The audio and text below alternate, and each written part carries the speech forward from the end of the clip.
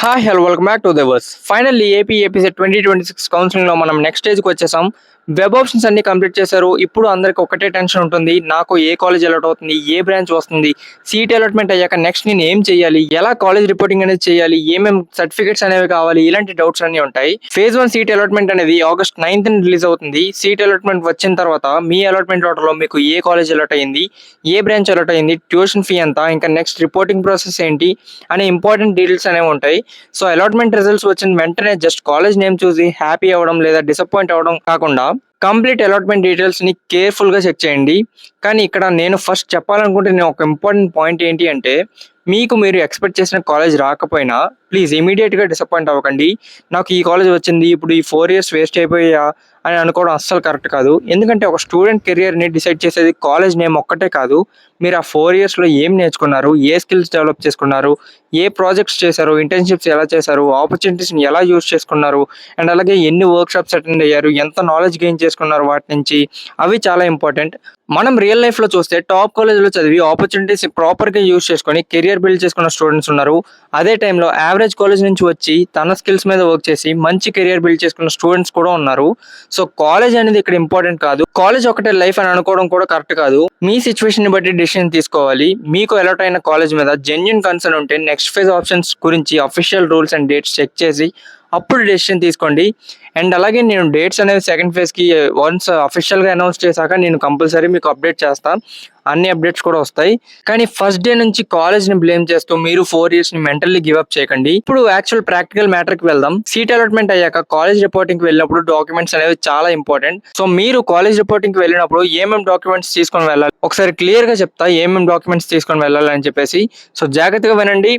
First of all APSET 2026 provisional allotment order, తర్వాత hall ticket, rank card, 10th class marks memo, తర్వాత intermediate marks memo, and అలాగే caste certificate, ఆ తర్వాత transfer certificate, 6th నుంచి intermediate వరకు study certificates అనేవి ఉండాలి, ఆధార్ కార్డ్ కూడా ఉండాలి, income certificate, EWS certificate, residence certificate, migration certificate, special category certificates ఉంటే NCC, CAP, sports, PHR, scouts ఇలాంటివి ఏమైనా మీకు అప్లికేబుల్ అయితే ఈ సర్టిఫికేట్స్ కూడా మీ దగ్గర ఉండాలి.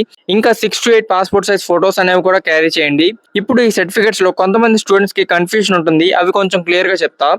ఈడబ్ల్యూఎస్ సర్టిఫికేట్ అనేది అందరికీ అవసరం లేదు. మీరు ఈడబ్ల్యూఎస్ కేటగిరీ బెనిఫిట్ క్లెయిమ్ చేస్తున్న క్యాండిడేట్ అయితే అప్లికేబుల్ ఈడబ్ల్యూఎస్ సర్టిఫికేట్ రెడీగా ఉండాలి. ఒకవేళ మీరు ఎస్సీ ఎస్టీ కేటగిరీ అయితే మీకు ఖచ్చితంగా క్యాస్ట్ సర్టిఫికేట్ అనేది ఇంపార్టెంట్. ఇన్కమ్ సర్టిఫికేట్ కూడా అందరికీ కంపల్సరీ అని కాదు. మీరు ఫీ రింబర్స్మెంట్ కి అప్లికేబుల్ అయితే, ఎలిజిబుల్ అయితే మీరు మాత్రం కంపల్సరీ ఇన్కమ్ సర్టిఫికేట్ అనేది తీసుకొని వెళ్ళాలి.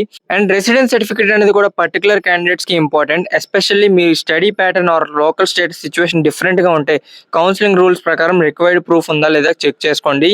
అలాగే మైగ్రేషన్ సర్టిఫికేట్ అంటే అందరికీ కంపల్సరీ అని అనుకోవద్దు. మీరు ఏపీ ఇంటర్మీడియట్ బోర్డు కాకుండా వేరే బోర్డు ఆర్ స్టేట్ నుంచి క్వాలిఫైయింగ్ ఎగ్జామినేషన్ కంప్లీట్ చేసి ఉంటే మీ సిచ్యువేషన్ కి మైగ్రేషన్ సర్టిఫికేట్ రిక్వైర్మెంట్ ఉందా అని కాలేజ్ ఆర్ అఫీషియల్ ఇన్స్ట్రక్షన్స్ ప్రకారం వెరిఫై చేసుకోండి. అప్పుడు మీరు మైగ్రేషన్ సర్టిఫికేట్స్ అనేది తీసుకెళ్లాల్సి ఉంటుంది. సో సింపుల్ గా చెప్పాలంటే అందరికీ కామన్ డాక్యుమెంట్స్ సపరేట్ గా మీ కేటగిరీ ఆర్ సిచ్యువేషన్ కి అప్లికేబుల్ సర్టిఫికేట్ సపరేట్ గా ఒక ఫైల్లో ఆర్గనైజ్ చేసుకోండి. లాస్ట్ మినిట్ లో సర్టిఫికేట్స్ కనిపించట్లేదు అని చెప్పి కంగారు పడకుండా మీరు ముందే ఆర్గనైజ్డ్ వేలో ఒక మంచిగా ఫైల్లోని అరేంజ్ చేసుకుంటే మీకు తర్వాత ఇబ్బంది అనేది ఉండదు. అండ్ ఇంకో వెరీ ఇంపార్టెంట్ పాయింట్ ఏంటి అంటే, నేను సేఫ్ సైడ్ కోసం ఆల్ రిలవెంట్ డాక్యుమెంట్స్ కి 5 sets of xerox copies carry చేయండి అని చెప్తాను.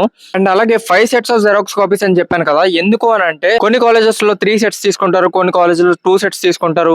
సో అలాగే కాలేజ్ బట్టి మనకి వేరీ అవుతుంది. అది కంప్లీట్ గా కాలేజ్ బట్టి ఉంటుంది. ప్రతి కాలేజ్ కూడా డిఫరెంట్ గా కలెక్ట్ చేసుకుంటారు. కొంతమంది 2 copies తీసుకుంటారు, అండ్ అలాగే కొంతమంది 3 copies తీసుకుంటారు. సో మనం కరెక్ట్ గా చెప్పలేము కాబట్టి safe side 5 sets of xerox copies తీసుకొని వెళ్ళండి అని చెప్తున్నా. అండ్ అలాగే వాటితో పాటు ఒరిజినల్స్ కూడా మీరు క్యారీ చేయాల్సి ఉంటుంది. రైట్, ఒరిజినల్ సర్టిఫికేట్స్ అన్ని ఒక సపరేట్ ఫోల్డర్, జెరాక్స్ కాపీస్ అన్ని సపరేట్ ఫోల్డర్ లో అరేంజ్ చేసుకుంటే ఇంకా ఈజీగా ఉంటుంది. ఇప్పుడు next most important step college reporting.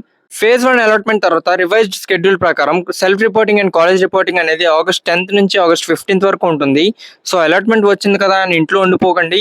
మీ అలాట్మెంట్ ఆర్డర్లో ఇన్స్ట్రక్షన్స్ని కేర్ఫుల్గా చదివి ప్రిస్క్రైబ్డ్ డేట్స్ లో సెల్ఫ్ రిపోర్టింగ్ అండ్ అలాగే కాలేజ్ రిపోర్టింగ్ కూడా కంప్లీట్ చేసుకోండి. ఎందుకంటే సీట్ అలాట్మెంట్ వచ్చింది అంటే ప్రాసెస్ కంప్లీట్ అయిపోయింది అని కాదు, అలాట్మెంట్ తర్వాత రిపోర్టింగ్ ప్రాసెస్ కూడా ఉంటుంది. సో మీ అలాట్మెంట్ ఆర్డర్ లో instructions, dates and fee related details ని కేర్ఫుల్ గా ఫాలో అవ్వండి. అండ్ అలాగే ఇది చాలా ఇంపార్టెంట్, జాగ్రత్తగా వినండి. కాలేజ్ కి వెళ్ళినప్పుడు అన్నోన్ ఆర్ అన్అఫిషియల్ చార్జెస్ ని ఇమీడియట్ గా పే చేయకండి. ఎందుకంటే చాలా కాలేజెస్ వరకు అమౌంట్ పే చేయమని అడుగుతారు.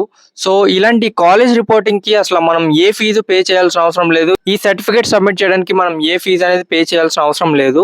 సో మీరు ఆ కాలేజ్ వాళ్ళు ఏమైనా ఫీజు అనేది అడిగితే, లైక్ అమౌంట్ ఏమైనా పే చేయమని అడిగితే, అది ఎందుకో ఏంటో అనేది క్లారిఫై చేసుకొని క్లియర్ గా తెలుసుకొని అప్పుడు పే చేయండి. అంతేగాని బ్లైండ్ గా అయితే అసలు పే చేయొద్దు. అసలు ఫస్ట్ ఆఫ్ ఆల్ అమౌంట్ అనేది పే చేయాల్సిన అవసరమే లేదు. కొన్ని కాలేజెస్ లో కంపల్సరీ పే చేయాల్సి ఉంటుంది.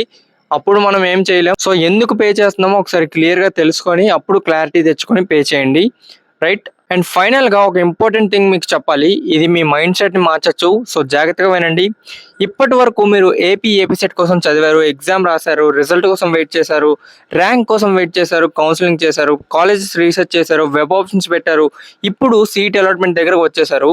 సో రేపు స్క్రీన్ మీద ఒక కాలేజ్ నేమ్ కనిపించినప్పుడు అది మీ ఎంటైర్ ఫ్యూచర్ అని డిసైడ్ చేయకండి. అది జస్ట్ మీ నెక్స్ట్ 4 years కి ఒక స్టార్టింగ్ పాయింట్ మాత్రమే. మీకు డ్రీమ్ కాలేజ్ వచ్చిందా? Super, congratulations. కానీ అక్కడే స్టాప్ అవ్వకండి. లేదా మీకు ఎక్స్పెక్టెడ్ కాలేజ్ అనేది రాలేదా? పర్లేదు. First of all understand the situation. Official options చూడండి. నెక్స్ట్ ఫేజ్ పాసిబిలిటీ ఉంటే ప్రాపర్ గా అనలైజ్ చేసి కట్ ఆఫ్స్ అనేది చెక్ చేసి అప్పుడు సెకండ్ ఫేజ్ కి ఒక స్టెప్ తీసుకోండి. అప్పటికి మీరు సాటిస్ఫై అవ్వకపోతేనే, లేదు అంటే ఫస్ట్ ఫేజ్ లో వచ్చిన సీట్ నే కన్ఫర్మ్ చేసుకోండి. మాక్సిమం సెకండ్ ఫేజ్ కి మీరు ఎప్పుడు వెళ్తారు అంటే, లైక్ మీకు ఆ కాలేజ్ అనేది అస్సలు సాటిస్ఫై అవ్వలేదు, అప్పుడు మీరు సెకండ్ కౌన్సిలింగ్ అనేది ప్రిఫర్ చేయొచ్చు.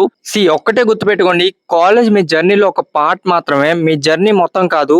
మీ స్కిల్స్, మీ డిసిప్లిన్, మీ కన్సిస్టెన్సీ, మీ మైండ్ సెట్, ఇవన్నీ కూడా మీ ఫ్యూచర్ ని బిల్డ్ చేస్తాయి. సో సీట్ అలాట్మెంట్ రిజల్ట్ కోసం టెన్షన్ పడకండి. డాక్యుమెంట్స్ అన్ని రెడీ చేసుకోండి. రిపోర్టింగ్ ప్రాసెస్ ని మిస్ అవ్వకండి అస్సలు.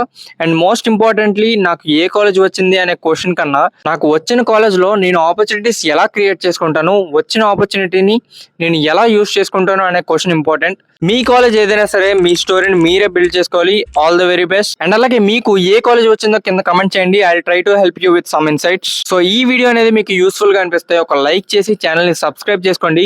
ఫ్యూచర్ లో కూడా ఇలాంటి important updates, guidance and useful content కోసం మన ఉదయవర్స్ ఛానల్ తో కనెక్ట్ అయ్యి ఉండండి. నేను మీకోసం చాలా కంటెంట్ ప్లాన్ చేస్తున్నా, ఇంకా చాలా బిల్డ్ చేయడానికి రెడీగా ఉన్నా. సో సబ్స్క్రైబ్ చేసుకోవడం మాత్రం మర్చిపోవద్దు. That's all for today. Signing off Uday.